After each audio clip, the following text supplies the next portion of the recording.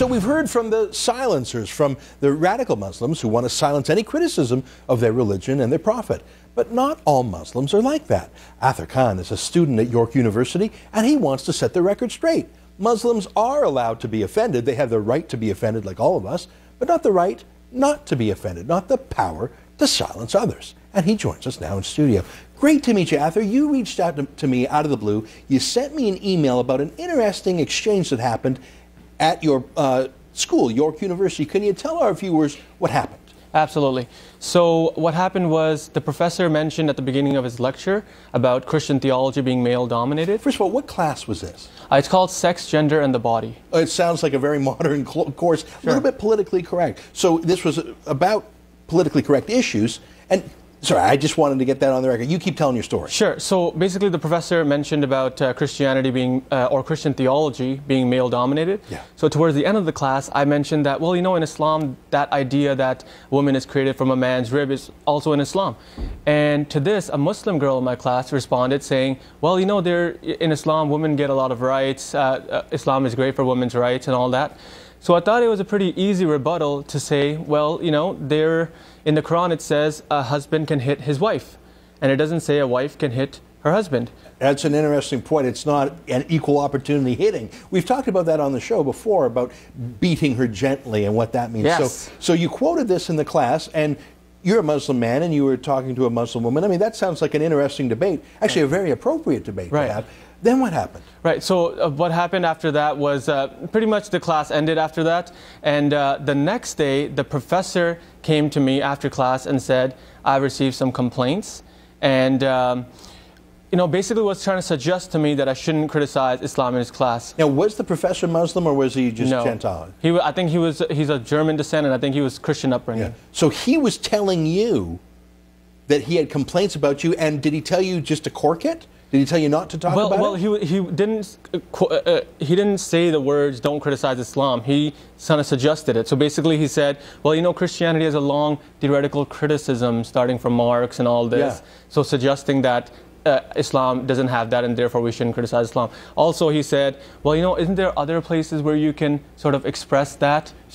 Other places? So he's telling you in a class about gender rights, you're not allowed, where he is condemning Christianity, and hey, fine, let's have a big debate.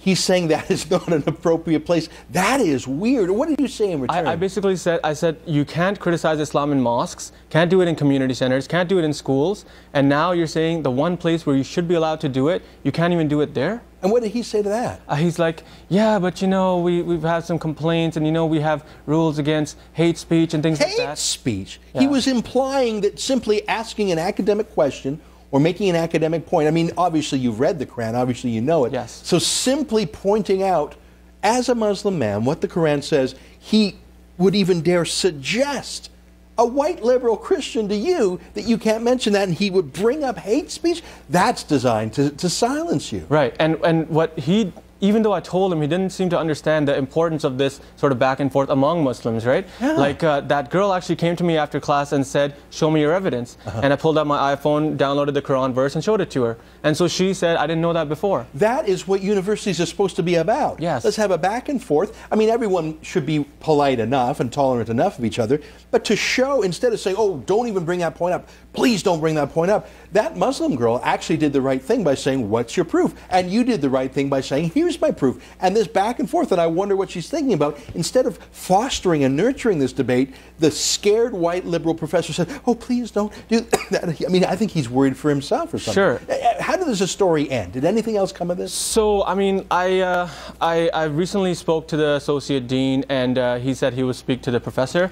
So I don't want to make this impression that York University or all the professors are like this. And even this class, you know, it's a good class. Yeah. Even the professor, I like him. But this part is so extremely offensive and egregious and cuts across other universities, our culture, all of Western countries, that this idea that you can't criticize Islam, either because of physical threats or because of threats of offending somebody. Isn't that even a Muslim can't. And when you sent me your email, and I read it, and you talked about the nature of this class, gender and identity, that is a very liberal, progressive area of scholarship. I mean, I would even call it politics or political correctness. Yes. So even there, when you and you seem like a gentle man. I'm sure you brought it up in a respectful, Yes, gentle tone. absolutely. Even for you to say, well, what about the role of women in Islam, that he freezes up.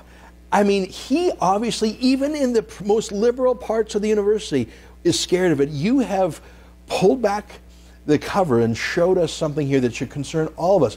I'm glad you've done more to teach your fellow students about these issues than the professor did. Right. Last word to you, Athar. And there's this idea that criticizing Islam is looking at it from the Western lens.